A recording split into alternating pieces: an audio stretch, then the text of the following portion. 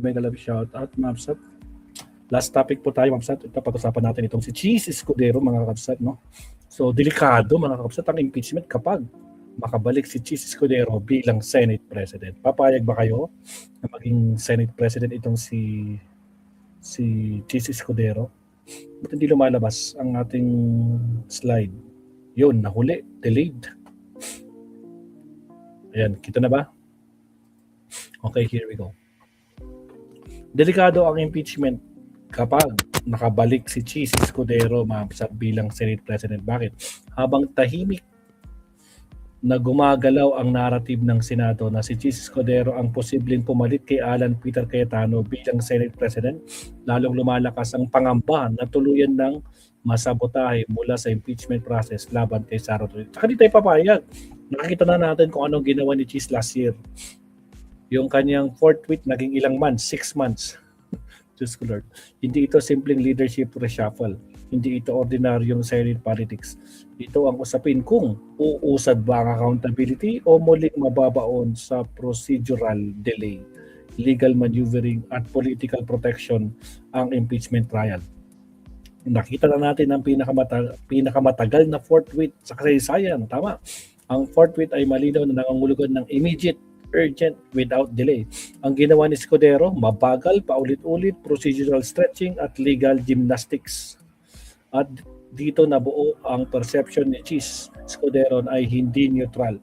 Kung siya ay enabler, protector, procedural shield, at political firewall ni Inday Sara Duterte.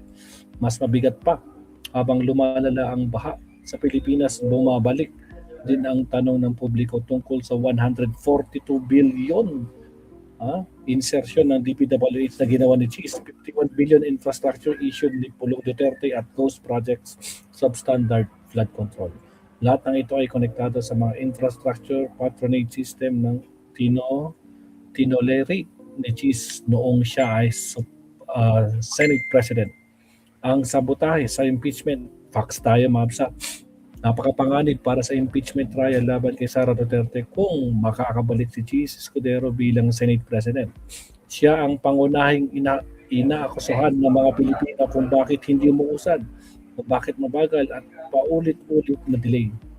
Ang impeachment process ng 2025, ang pinakasimbolo nito ang controversial na interpretasyon niya ng salitang forthwith. Ang forthwith ay agarang aksyon, immediate compliance, walang delay. Ngunit sa ilalim ng liderato ni Cheese, ito ngayon ay naging procedural slowdown, legal maneuvering at political delay mechanism. Dito nabuo ang perception na hindi impeachment court ang Senado sa ilalim ni Cheese Escudero protection chamber, kundi protection chamber.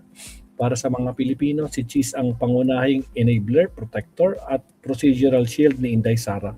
Pangalawang punto, ang tahimik na ouster plot sa Senado, tahimik na gumagalaw ang mga narrative na sa Senado upang mapalitan si Alan Peter Cayetano bilang Senate President. Isa sa pinakamalakas na pangalan ay si Cheese Escudero para sa political observers. Hindi ito simpleng leadership change. Ito ay power consideration, impeachment positioning, at institution control operation. Kapag nakabalik si Cheese, kontrolado niya ang Senate calendar, kontrolado niya ang impeachment proceedings, kontrolado niya ang pacing ng trial, at kontrolado niya ang procedural direction ng Senado. Kaya para sa mga Pilipino, ang pagbabalik niya ay pagbabalik ng delay, pagbabalik ng protection politics, at pagbabalik ng procedural sabotage, at sa pagbabalik ng Duterte protection system. Pangatlong punto, ang kabalintunuan ni Cheese Escudero. Patuloy na pinapakita ni Cheese bilang kalmado, matalino, disente at statesman by like. Ngunit para sa totoo, pero ang totoo, ito ang pinakamalaking kabalintunaan habang pinapakita ang imahe ng clear governments, professionalism at institutionalism. Lumalakas naman ang perception na siya rin ay nag-empower at nagbigay ng impluensya sa mga political figures na inuugnay sa DPWH anomalies, flood control controversies, insertion politics at infrastructure patronage system. Kaya ang Pilipino, si Cheese ang pinuno ng mga kabaligtaran at kabalintunuan. Pang-apat, ang mga kings and queens ng DPWH scam.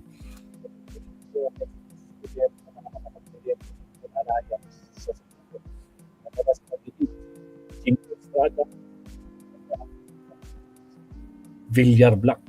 Ito ang political ecosystem na nagpapalakas sa insertion politics, nagpapalawak ng infrastructure patronage at nagpapatuloy sa flood control business model.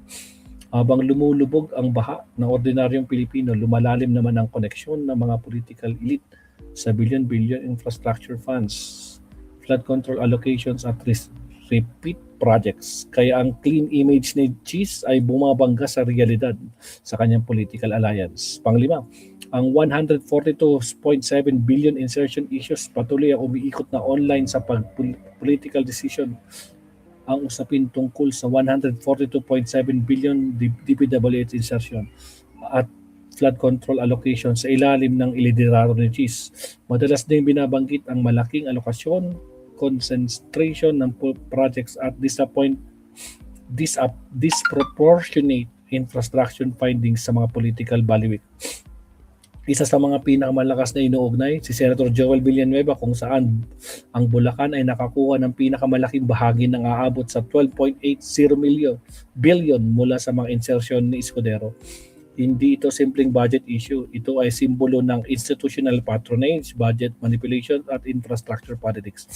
Ang 51 billion ni Pulong Duterte kasabay sa usapin ng flood control anomalies ay ang kontrobersyang 51 billion infrastructure allocation na inuugnay kay Pulong Duterte. Magkarugtong ang Duterte Black, infrastructure patronage at flood control politics at Senate protection system.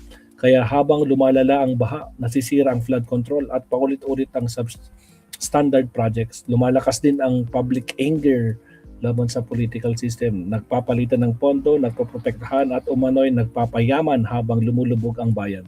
Pangpito, ang mga ghost project at mga substandard infrastructure. Ngayon ang tag-ulan na naman ay hindi na ang 51 billion infrastructure issue ni Pulong ang binabatikos. Kasama dito ang mga ghost project, substandard infrastructure at flood control failures na inuugnay sa critical political environment noong Senate President pa si Cheese Escudero. Pareho ang laro, malaking budget, maliit ang resulta, paulit-ulit ang baha at mabilis masirang proyekto. Tulad ng nangyari sa Davao, di ba? Binabahaan Davao ngayon, grabe. Pati yung mga bridge na pinagawa ni Pulong, putragis wasak. Diyos ko po. Pangwalo, ang baha bilang perfect cover-up. Patuloy ang umiikot na online na public anger laban sa flood control corruption, repeat projects at substandard implementation. In short, ginawang negosyo ang baha. Ang cycle umano, gagawa ng proyekto, magkakaroon ng kickbacks, mabilis masira, mabaha ulit, ihingi ng budget, gagawa ulit ng proyekto. Kapag bumaha ang madaling sabihin na nasira ang ng bagyo, unexplained rainfall at natural disaster. Ngunit para sa mga Pilipinong binabahan, ang baha ay political business model, source of repeat contracts, at source of patronage money. Pangsyam, tuwing babaha, si Cheese ang may kasalanan. Ang mga Pilipino, simple lang ang logic. Kapag may nawawalang bilyon, may flood control anomalies at may ghost project at may substandard infrastructure at paulit-ulit na baha, may mga pananagutan ng mga opisyal na may mga hawak sa kapangyarihan kagaya ni Cheese Escudero. Kaya lumalawak ang political messaging na tuwing babaha, tandaan kung sino ang Senate President habang nawawala ang bilyon-bilyong flood control funds.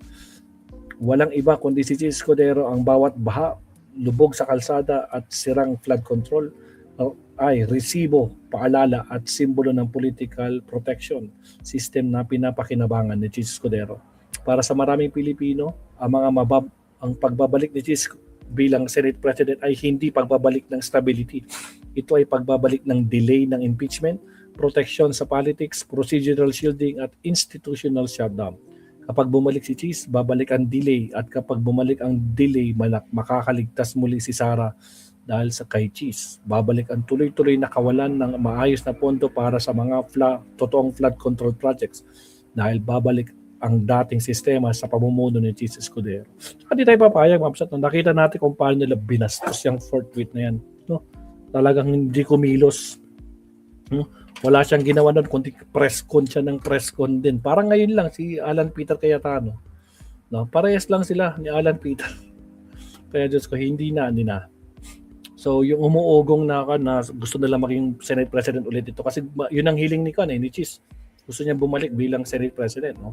Kaya Diyos ko po Lord Rudy, hindi tayo papayag. Pero maraming salamat sa mga senador na hindi pumayag. So ayan lang muna Ma'am Sat, no? So malaking question to at hindi natin hahayaan na maging Senate President muli itong si Mr. Forthwith. Diyos ko Lord Rudy. Siya Ma'am Sat, yan lang po yung ating last topic.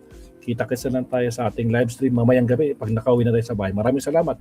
Don Official, I Am Batman, Nilda Arceo, Naomi Chin, Aurelia Adenia, Dorcos Titanus,